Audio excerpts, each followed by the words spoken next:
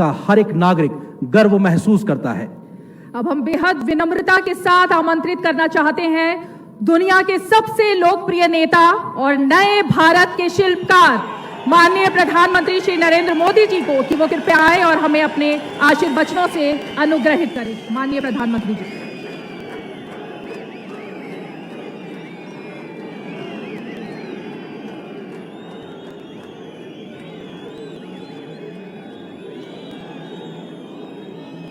भारत माता की, भारत माता की।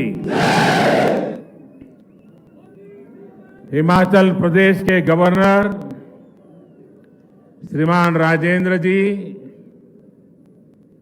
यहां के लोकप्रिय और कर्मठ मुख्यमंत्री मेरे मित्र श्रीमान जयराम ठाकुर जी, प्रदेश के अध्यक्ष हमारे पुराने साथी श्रीमान सुरेश जी,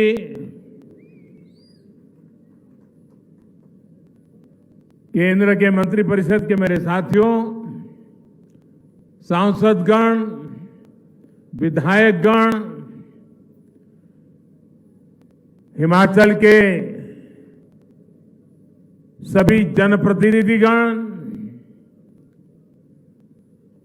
आज मेरे जीवन में एक विशेष दिवस भी है और उस विशेष दिवस पर इस देवभूमि को प्रणाम करने का मौका मिले, इससे बड़ा जीवन का सौभाग्य क्या हो सकता है। आप इतनी बड़ी तादाद में हमें आशीर्वाद देने के लिए आए, मैं आपका बहुत बहुत आभार व्यक्त करता हूं।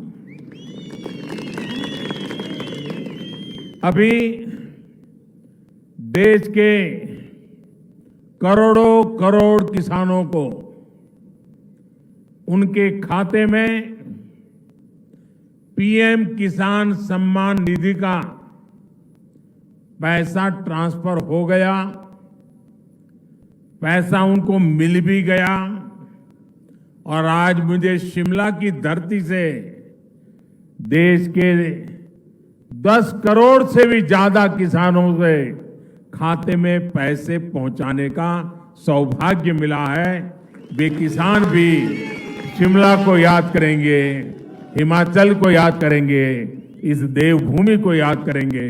मैं इन सभी किसान भाइयों बहनों को भी हृदय से बहुत बहुत बधाई देता हूं, अनेक अनेक शुभकामनाएं देता हूं। साथियों, ये कार्यक्रम शिमला में है, लेकिन एक प्रकार से ये कार्यक्रम आज पूरे हिंदुस्तान का है। हमारे यहां चर्चा चल रही थी कि सरकार के 8 साल होने पर कैसा कार्यक्रम किया जाए, कौन सा कार्यक्रम किया जाए। तो हमारे नड्डा जी जो हिमाचल के ही हैं, हमारे जयराम जी, उनकी तरफ से एक सुझाव आया और दोनों सुझाव मुझे बहुत अच्छे लगे। ये 8 वर्ष की निमित्त कल मुझे कोरोना काल में जिन बच्चों ने अपने माता और पिता दोनों खो दिए, ऐसे बच्चों का जिम्मा संभालने का अवसर कल मुझे मिला। देश के उन हजारों बच्चों का देखभाल का निर्णय सरकार ने किया और कल उनको मैंने कुछ पैसे भी भेज दिए चेक डिजिटली। 8 साल की पूर्ति में ऐसा कार्यक्रम होना मन को बहुत सुकून देता है, आनंद देता है। और फिर मेरे सामने सुझाव आया कि हम एक कार्यक्रम हिमाचल में करें, तो मैंने आंख बंद करके हाँ कह दिया, क्योंकि मेरे जीवन में हिमाचल का स्थान इतना बड़ा है, इतना बड़ा है, और खुशी के पल अगर हिमाचल में आकर के बिताने का मौका मिले तो फिर तो बात ही क्या बनती है। जी,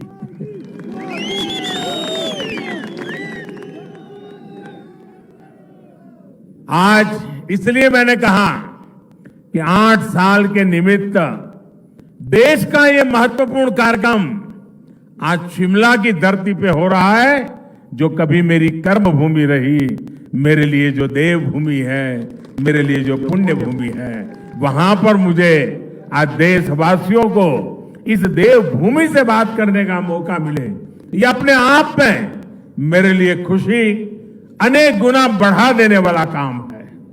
साथियों, 130 करोड़ भारतीयों के सेवक के तौर पर काम करने का मुझे आप सबने जो अवसर दिया, मुझे जो सौभाग्य मिला, सभी भारतीयों का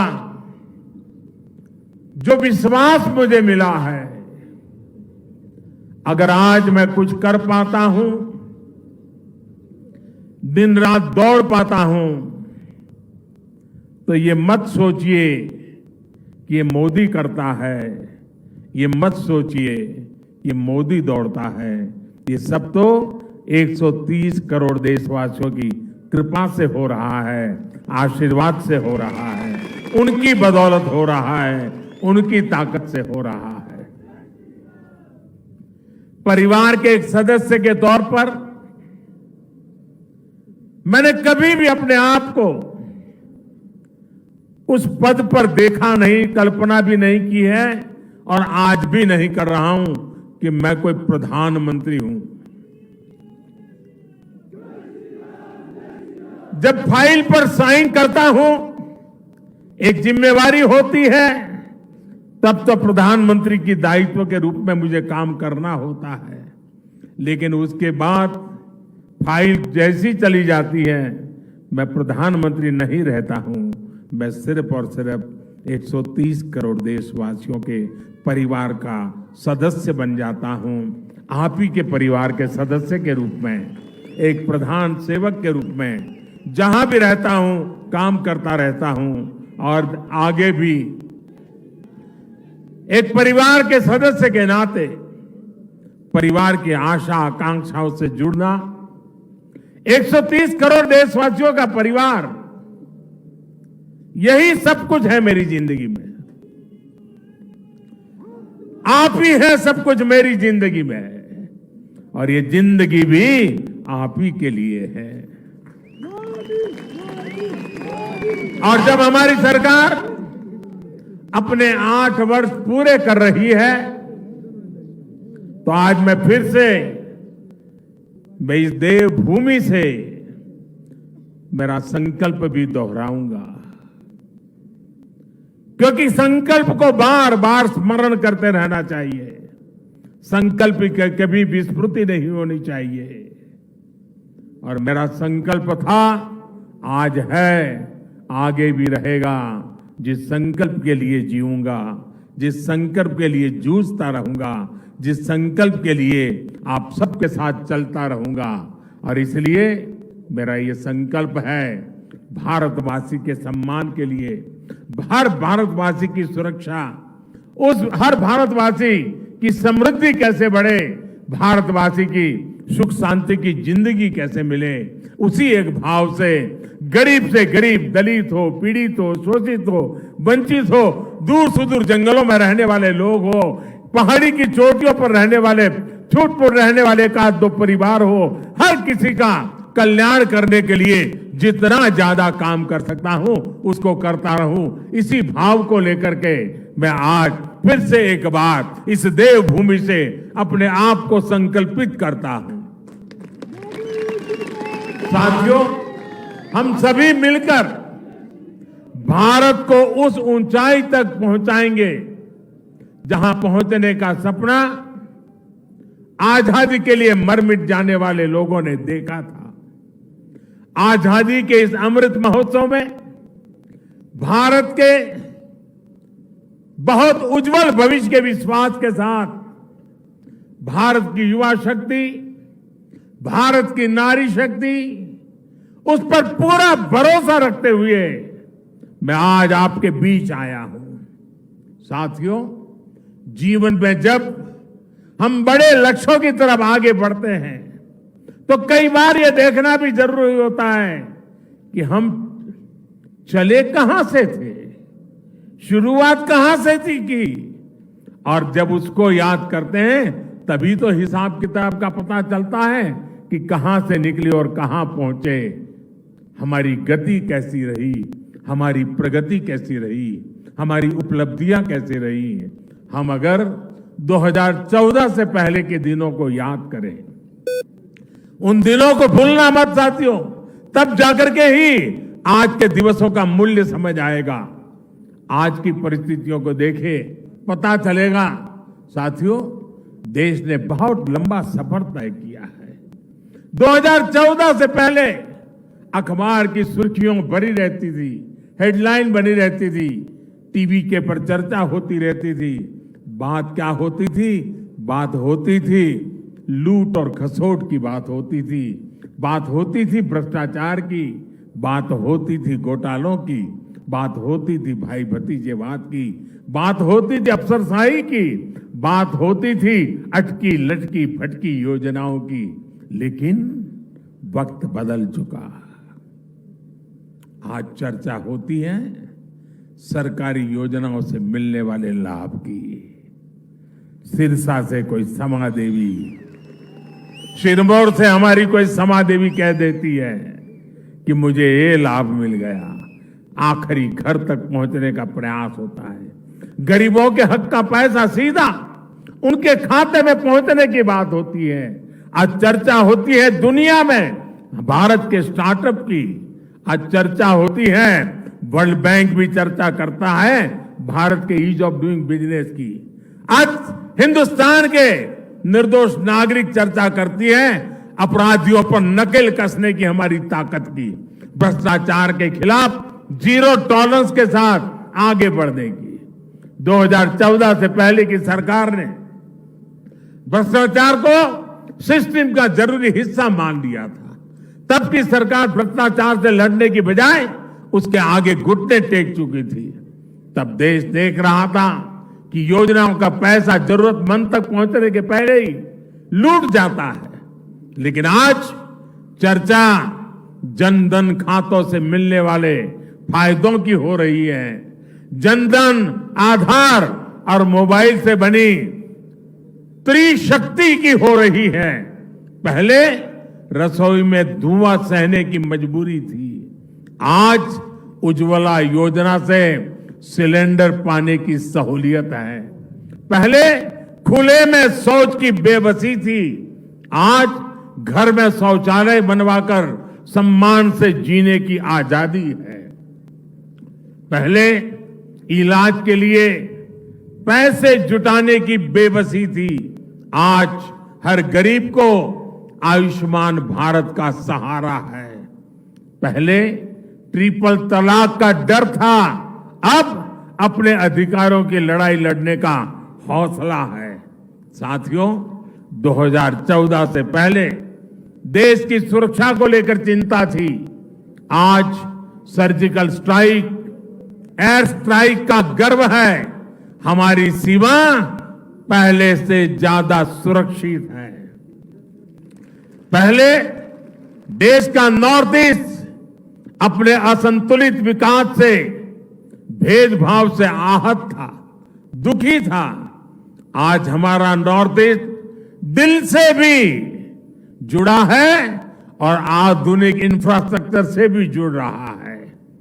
सेवा, सुशासन और गरीबों के कल्याण के लिए बनी हमारी योजनाओं ने लोगों के लिए सरकार के मायने ही बदल दिए। अब सरकार माई बाप नहीं है, वो वक्त चला गया। अब सरकार सेवक है, सेवक, जनता जनार्दन की सेवक है।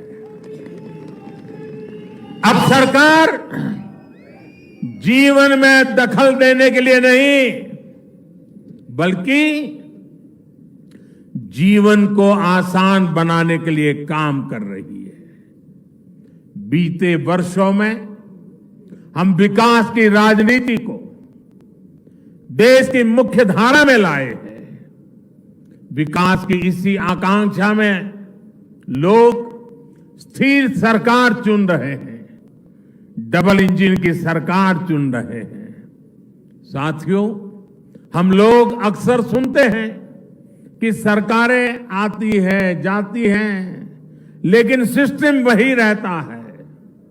हमारी सरकार ने इस सिस्टम को ही गरीबों के लिए ज्यादा संवेदनशील बनाया, उसमें निरंतर सुधार किए।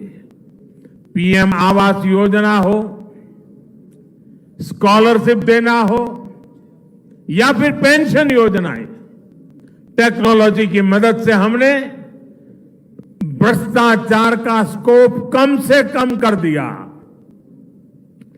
जिन समस्याओं को पहले परमानेंट मान लिया गया था, हम उसके परमानेंट सॉल्यूशन देने का प्रयास कर रहे हैं। जब सेवा, सुशासन और गरीब कल्याण का लक्ष्य हो तो कैसे काम होता है, इसका एक उदाहरण है डायरेक्ट बेनिफिट ट्रांसफर स्कीम। अभी मैं जो कह रहा था, डीबीटी के माध्यम से, डायरेक्ट बेनिफिट स्कीम के माध्यम से 10 करोड़ से अधिक किसान परिवारों के बैंक खाते में सीधे 21,000 करोड़ रुपए ट्रांसफर हो गए। ये हमारे छोटे किसानों की सेवा के लिए है, उनके सम्मान की निधि है। बीते 8 साल में ऐसे ही डीबीटी के जरिए हमने 22 लाख करोड़ रुपए से ज्यादा सीधे देशवासियों के अकाउंट में ट्रांसफर किए हैं। और ऐसा नहीं हुआ कि 100 पैसा भेजा तो पहले 85 पैसा लापता हो जाता था। जितने पैसे भेजे वो पूरे के पूरे सही पते पर, सही लाभार्थी के बैंक खातों में भेजे गए हैं। साथियों, आज इस योजना की वजह से 2.25 लाख करोड़ रुपए की लीकेज रुकी है। पहले यही 2.25 लाख करोड़ रुपए बिचौलियों के हाथों में चले जाते थे, दलालों के हाथों में चले जाते थे। इसी डीबीटी की वजह से देश में सरकारी योजनाओं का गलत लाभ उठाने वाले 9 करोड़ से ज्यादा फर्जी नामों को हमने लिस्ट से हटाया। आप सोचिए, फर्जी नाम कागजों में चढ़ाकर गैस सब्सिडी, बच्चों की पढ़ाई के लिए भेजी गई फीस, कुपोषण से मुक्ति के लिए भेजा गया पैसा, सब कुछ लूटने का देश में खुला खेल चल रहा था। ये क्या देश के गरीब के साथ अन्याय नहीं था? जो बच्चे उज्जवल भविष्य की आशा करते हैं, उन बच्चों के साथ अन्याय नहीं था? क्या ये पाप नहीं था? अगर कोरोना के समय यही 9 करोड़ फर्जी नाम कागजों में रहते तो क्या गरीब को सरकार के प्रयासों का लाभ मिल पाता क्या? साथियों, गरीब का जब रोजमर्रा का संघर्ष कम होता है, जब वो सशक्त होता है, तब वो अपनी गरीबी दूर करने के लिए नई ऊर्जा के साथ जुड़ जाता है। इसी सोच के साथ हमारी सरकार पहले दिन से गरीब को सशक्त करने में जुटी है। हमने उसके जीवन की एक एक चिंता को कम करने का प्रयास किया।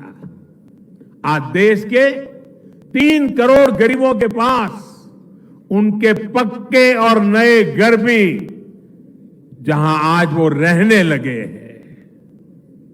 आज देश के 50 करोड़ से ज्यादा गरीबों के पास 5 लाख रुपए तक के मुफ्त इलाज की सुविधा है। आज देश के 25 करोड़ से अधिक गरीबों के पास 2-2 लाख रुपए का एक्सीडेंट इंश्योरेंस और टर्म इंश्योरेंस है, बीमा है।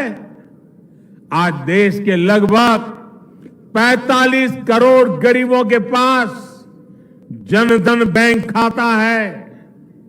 मैं आज बहुत गर्व से कह सकता हूं कि देश में शायद ही कोई ऐसा परिवार होगा जो सरकार की किसी न किसी योजना से जुड़ा न हो, योजना उसे लाभ न देती हो।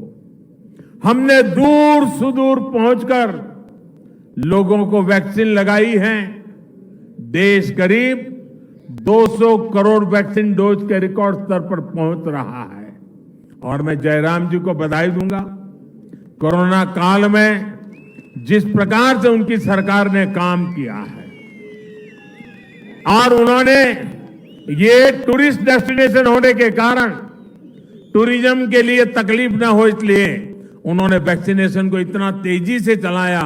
हिंदुस्तान में सबसे पहले वैक्सीनेशन का काम पूरा करने वालों में जयराम जी की सरकार अग्रिम पंक्ति में रही। साथियों, हमने गांव में रहने वाले 6 करोड़ परिवारों को साफ पानी के कनेक्शन से जोड़ा है, नल से जल। साथियों, हमने 35 करोड़ मुद्रा लोन देकर गांव और छोटे शहरों में करोड़ों युवाओं को स्वरोजगार का अवसर दिया है। मुद्रा लोन लेकर कोई टैक्सी चला रहा है, कोई टेलरिंग की दुकान खोल रहा है, कोई बिटिया अपना स्वयं का कारोबार शुरू कर रही है। रेहड़ी ठेले पटरी पर काम करने वाले लगभग 45 लाख साथियों को भी पहली बार बैंकों से ऋण मिला है, अपने काम को बढ़ाने का रास्ता मिला है। और जो प्रधानमंत्री मुद्रा योजना है ना, मेरे लिए संतोष की बात है, उसमें 70% बैंक से पैसा प्राप्त करने वालों में 70% हमारी माताएं बहनें हैं जो एंटरप्रेन्योर बन करके आज लोगों को रोजगार दे रही है। साथियों, यहां हिमाचल प्रदेश के तो हर घर से शायद ही कोई परिवार ऐसा होगा जिस परिवार से कोई सैनिक न निकला हो। ये वीरों की भूमि है जी, ये वीर माताओं की भूमि है जो अपने गोद से वीरों को जन्म देती हैं, जो वीर मातृभूमि की रक्षा के लिए 24 घंटे अपने आप को खपाते रहते हैं। साथियों, ये जो सैनिकों की भूमि है, ये सैन्य परिवारों की भूमि है। यहां के लोग कभी भूल नहीं सकते कि पहले की सरकारों ने उनके साथ किस तरह का बर्ताव किया। 1 रैंक 1 पेंशन के नाम पर कैसे उन्हें धोखा दिया। अभी हम लद्दाख के एक पूर्व सैनिक से बात कर रहे थे, जीवन सेना में बिताया था। उसको पक्का घर हमारे आने के बाद मिल रहा है। साथियों, उनको निवृत्त हो गए भी 30-40 साल हो गए। साथियों, सैन्य परिवार हमारी संवेदनशीलता को भली भांति समझता है। ये हमारी ही सरकार है जिसने 4 दशकों के इंतजार के बाद 1 रैंक 1 पेंशन को लागू किया। हमारे पूर्व सैनिकों को एरियर का पैसा दिया। इसका बहुत बड़ा लाभ हिमाचल के हर परिवार को हुआ है। साथियों, हमारे देश में दशकों तक वोट बैंक की राजनीति हुई है। अपना अपना वोट बैंक बनाने की राजनीति ने देश का बहुत नुकसान किया है। हम वोट बैंक बनाने के लिए नहीं, हम नए भारत को बनाने के लिए काम कर रहे हैं। जब देश राष्ट्र के नवनिर्माण का हो, जब लक्ष्य आत्मनिर्भर भारत का हो, जब इरादा 130 करोड़ देशवासियों की सेवा और उनका कल्याण करने का हो, तो वोट बैंक नहीं बनाए जाते, सभी देशवासियों का विश्वास जीता जाता है। इसलिए हम सबका साथ, सबका विकास, सबका विश्वास और सबका प्रयास की भावना से आगे बढ़ रहे हैं। सरकार की योजनाओं का लाभ सबको मिले, हर गरीब को मिले, कोई गरीब छूटे नहीं। अब यही सरकार की सोच है और इसी अप्रोच से हम काम कर रहे हैं। हमने 100% लाभ, 100% लाभार्थी तक पहुंचाने का बीड़ा उठाया है। लाभार्थियों के सैचुरेशन का प्रण लिया है। 100% सशक्तिकरण यानी भेदभाव खत्म, सिफारिश खत्म, तुष्टीकरण खत्म। 100% सशक्तिकरण यानी हर गरीब को सरकारी योजनाओं का पूरा लाभ। मुझे ये जानकर अच्छा लगा कि जयराम जी के नेतृत्व में हिमाचल प्रदेश इस दिशा में बहुत अच्छा काम कर रहा है। हर घर जल योजना में भी हिमाचल 90% घरों को कवर कर चुका है। किन्नौर, लाहौल स्पीति, चंबा, हमीरपुर जैसे जिलों में तो 100% कवरेज हासिल की जा चुकी है। साथियों, मुझे याद है 2014 से पहले जब मैं आपके बीच आता था तो कहता था कि भारत दुनिया से आंख झुकाकर नहीं, आंख मिलाकर बात करेगा। आज भारत मजबूरी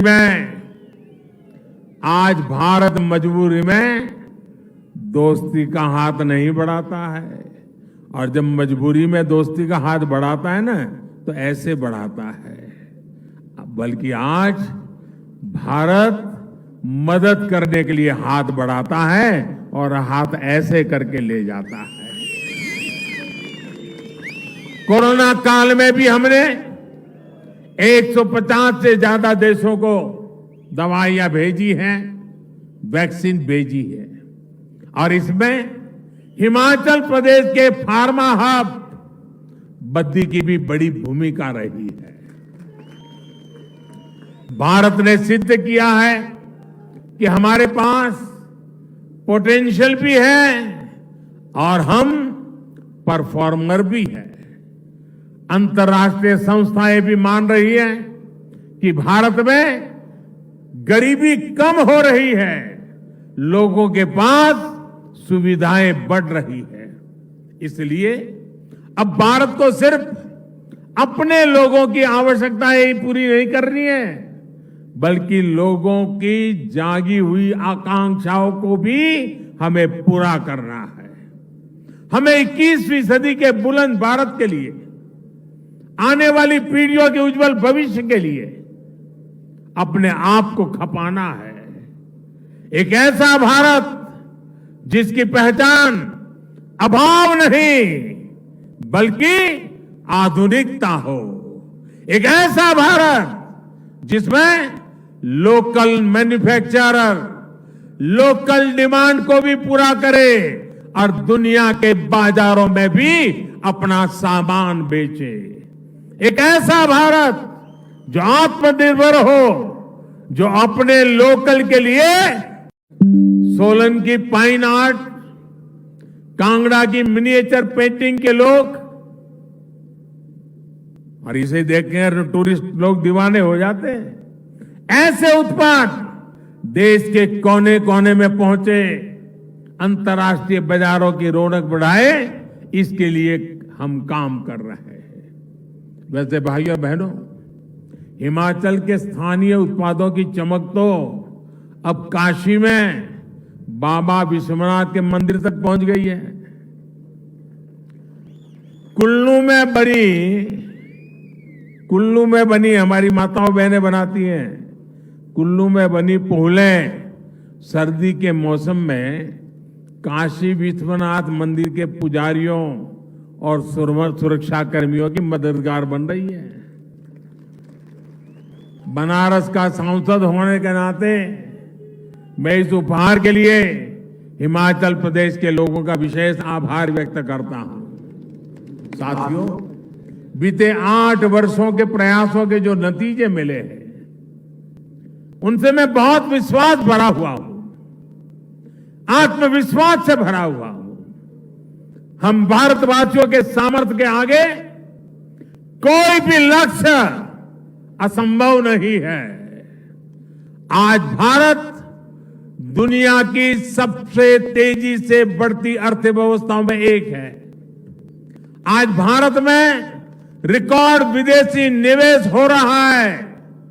आज भारत रिकॉर्ड एक्सपोर्ट कर रहा है। 8 साल पहले स्टार्टअप्स के मामले में हम कहीं नहीं थे। आज हम दुनिया के तीसरे बड़े स्टार्टअप इकोसिस्टम हैं। तीसरे बड़े। करीब करीब हर हफ्ते हजारों करोड़ रुपयों की कंपनी हमारे युवा तैयार कर रहे हैं। आने वाले 25 साल के विराट संकल्पों की सिद्धि के लिए देश नई अर्थव्यवस्था के नए इंफ्रास्ट्रक्चर का निर्माण भी तेजी से कर रहा है। हम एक दूसरे को सपोर्ट करने वाली मल्टी मॉडल कनेक्टिविटी पर फोकस कर रहे हैं।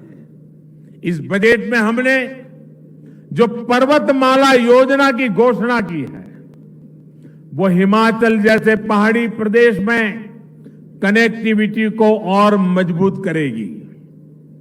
इतना ही नहीं, हमने वाइब्रेंट बॉर्डर विलेज, इसकी जो योजना बजट में रखी है, उसके कारण सीमा पर बसे हुए जो गांव है, ये गांव वाइब्रेंट बने, टूरिस्ट डेस्टिनेशन बने, एक्टिविटी के सेंटर बने। सीमा पर सटे हुए गांव, उनके विकास के लिए भारत सरकार ने एक विशेष योजना बनाई है। ये वाइब्रेंट बॉर्डर विलेज की योजना का लाभ मेरे हिमाचल के सीमावर्ती गांवों को स्वाभाविक रूप से मिलने वाला है। साथियों, आज जब हम दुनिया का सर्वश्रेष्ठ डिजिटल इंफ्रास्ट्रक्चर बनाने पर फोकस कर रहे हैं, हम देश भर में स्वास्थ्य सेवाओं के आधुनिकीकरण पर काम कर रहे हैं। Ayushman Bharat health infrastructure mission के तहत जिला और ब्लॉक स्तर पर क्रिटिकल हेल्थ केयर सुविधाएं हम तैयार कर रहे हैं। हर जिले में एक मेडिकल कॉलेज हो, इस दिशा में काम चल रहा है। और इतना ही नहीं, गरीब मां का बेटा बेटी भी अब डॉक्टर बनने का सपना पूरा कर सकता है।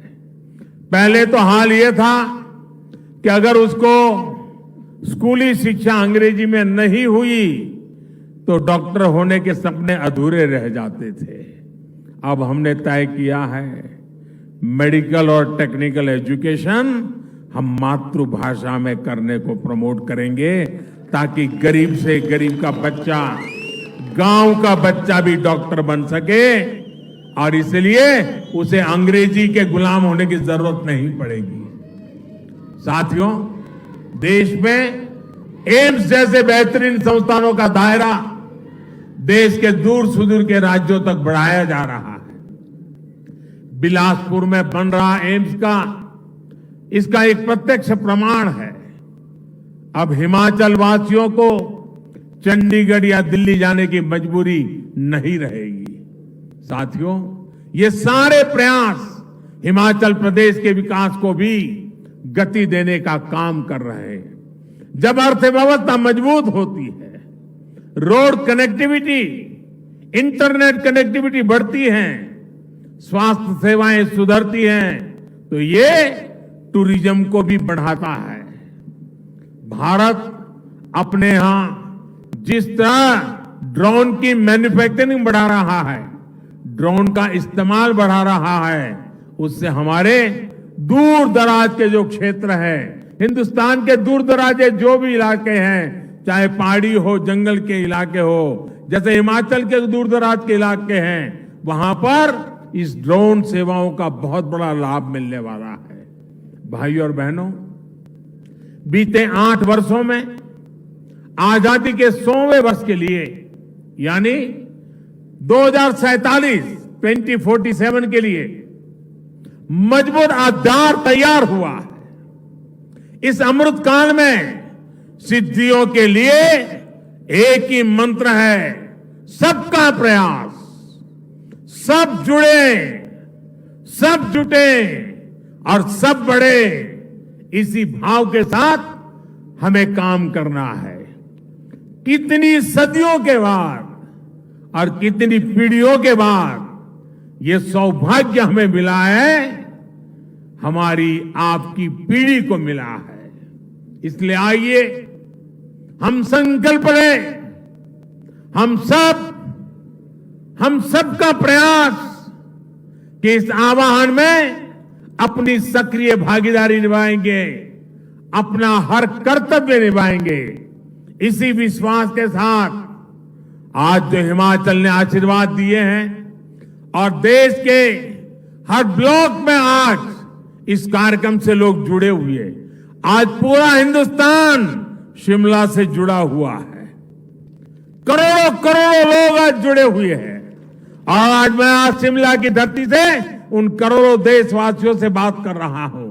मैं उन करोड़ों करोड़ों देशवासियों को अनेक अनेक शुभकामनाएं देता हूं और आपके आशीर्वाद बने रहे, हम और ज्यादा काम करते रहें, दिन रात काम करते रहें, जी जान से जुटे रहें। इसी एक भावना को आगे लेते हुए आप सबके आशीर्वाद के साथ मैं फिर एक बार आप सबका हृदय से धन्यवाद करता हूं।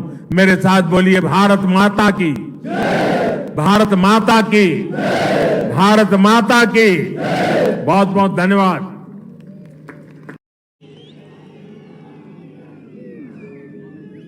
बहुत लंबे समय तक आपका हिमाचल प्रदेश में संगठन की दृष्टि से कार्य भी नाम से जानते हैं।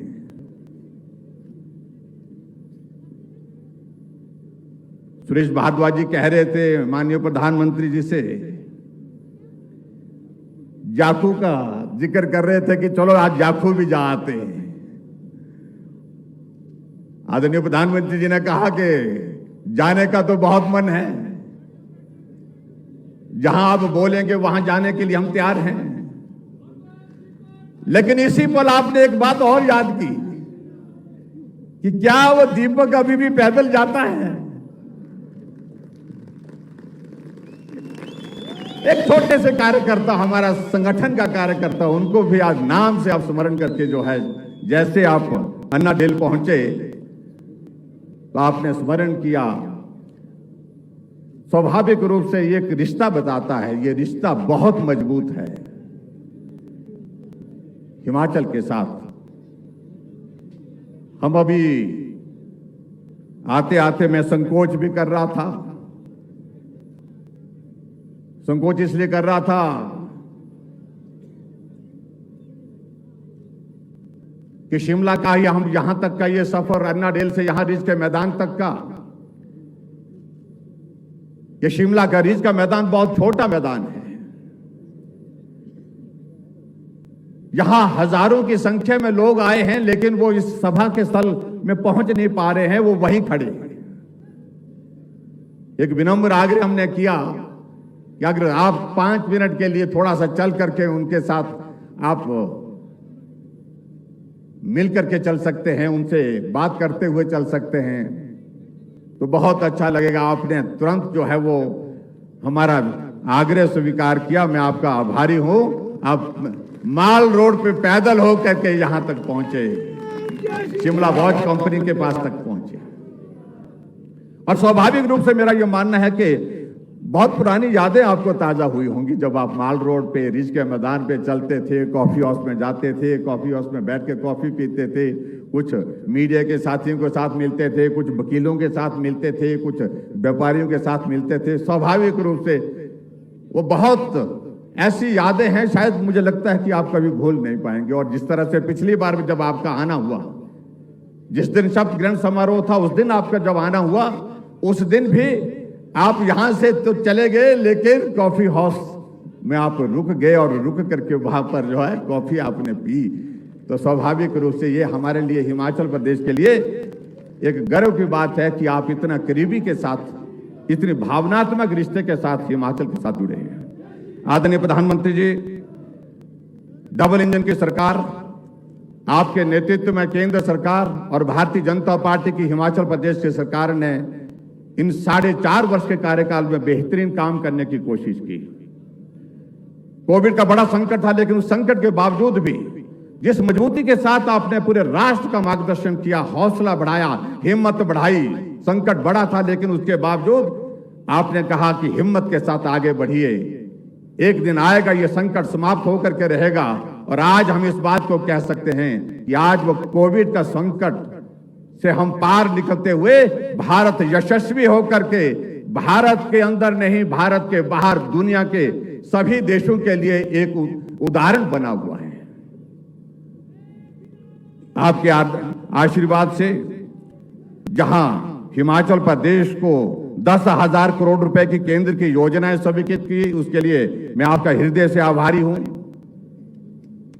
विशेष राज्य का दर्जा, जिन योजनाओं में कहीं जगह हम 50% होते थे, 50% स्टेट, 50% केंद्र होता था, कहीं 60-40 था, लेकिन आप जब नेतृत्व करते हुए भारत के यशस्वी प्रधानमंत्री के उस दायित्व पर पहुंचे, आपने बदल करके इस सारी व्यवस्था को, हिमाचल प्रदेश को विशेष दर्जा दिया, विशेष राज्य का दर्जा दिया। और 90-10 के तहत आपने हिमाचल प्रदेश के लिए जो मदद की, उसके लिए हम आपके हृदय से आभारी हैं। विशेष पैकेज के तहत आपने हिमाचल प्रदेश को 4 बार 200 करोड़, 200 करोड़, 200 करोड़ और 800 करोड़ रुपए हिमाचल प्रदेश के लिए आपने विशेष सहायता जो दी है, उसके लिए मैं हिमाचल प्रदेश देवभूमि की जनता की ओर से आपका हृदय से आभार व्यक्त करता हूं। आपके आशीर्वाद से हमको एम्स मिला, आपके आशीर्वाद से हमको 3 मेडिकल कॉलेज मिले, चाहे वो चंबा की बात है, चाहे हमीरपुर की बात है, चाहे सिरमौर की बात है। स्वास्थ्य के क्षेत्र में हम आगे बढ़ने में हम उस पर सफल हो रहे हैं, उसके लिए भी मैं आपका हृदय से आपका आभार व्यक्त करता हूं। आपके यशस्वी नेतृत्व में रोहतांग टनल, अटल टनल रोहतांग, जिसका काम कछुआ की चाल से चला था, जैसे आपने प्रधानमंत्री का दायित्व संभाला, आपने उसको गति दी और उसका उद्घाटन करके आपने राष्ट्र को समर्पित किया, उसके लिए भी मैं आपका हृदय से आभार व्यक्त करता हूं। हिमाचल छोटा प्रदेश, लेकिन यहां पर प्राइवेट सेक्टर का इन्वेस्टमेंट हो, इस बात को लेकर के आपने हमारा मार्गदर्शन किया। और आज मुझे इस बात को बताते हुए प्रसन्नता है कि हमने जो ग्लोबल इन्वेस्टर मीट धर्मशाला में की, जिसमें आपका मार्गदर्शन मिला, आपका स्नेह मिला, आपका आशीर्वाद मिला, और उसमें आगे बढ़ करके हम लगभग 50,000 करोड़ रुपए के जो ग्राउंड ब्रेकिंग के साथ जो है हिमाचल प्रदेश में प्राइवेट सेक्टर का इन्वेस्टमेंट लेने में हम सफल हुए, उसके लिए भी मैं आपका हृदय से आभार व्यक्त करता हूं। अब 4 साल के कार्यकाल पूरा होने पर मंडी आए, 27 दिसंबर 2021 को 11,500 करोड़ रुपए के उद्घाटन और शिलान्यास आपने किए और हिमाचल प्रदेश को विकास की राह पर आगे बढ़ने के लिए एक रास्ता दिया, उसके लिए भी मैं आपका आभार व्यक्त करता हूं। आपके आशीर्वाद से मेडिकल डिवाइस हमको हिमाचल प्रदेश को प्राप्त हुआ 5,000 करोड़ रुपए की लागत से, जिसमें लगभग 10,000 नौजवानों को रोजगार मिलेगा, उसके लिए भी मैं आपका हृदय से आभार व्यक्त करता हूं। आदरणीय प्रधानमंत्री जी, बातें बहुत हैं, हम बहुत सारी बातें कर सकते हैं, लेकिन समय की कमी हमारे सामने है।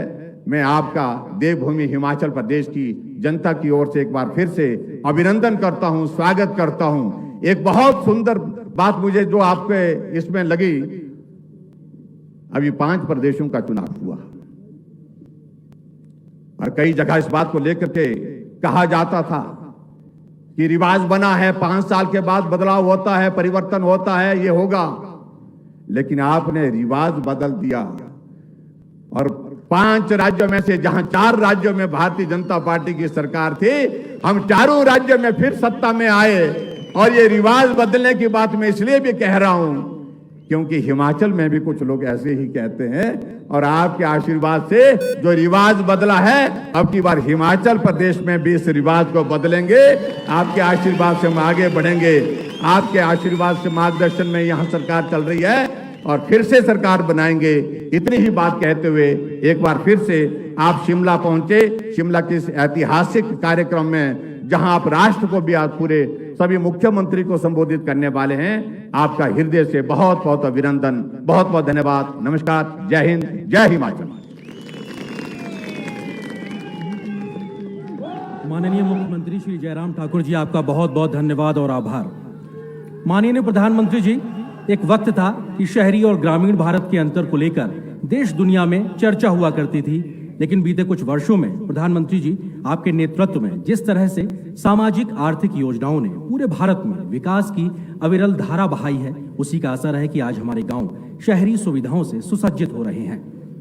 तो हर गरीब और वंचित व्यक्ति को उसके हिस्से का पूरा हक वक्त पर पारदर्शी तरीके से मिल रहा है। और अब हम इसी परिवर्तन को रेखांकित करती कुछ प्रमुख योजनाओं पर आधारित एक वीडियो फिल्म को दिखाएंगे, जो दर्शाती है कि कैसे लोगों की जिंदगी में एक बड़ा बदलाव आ रहा है।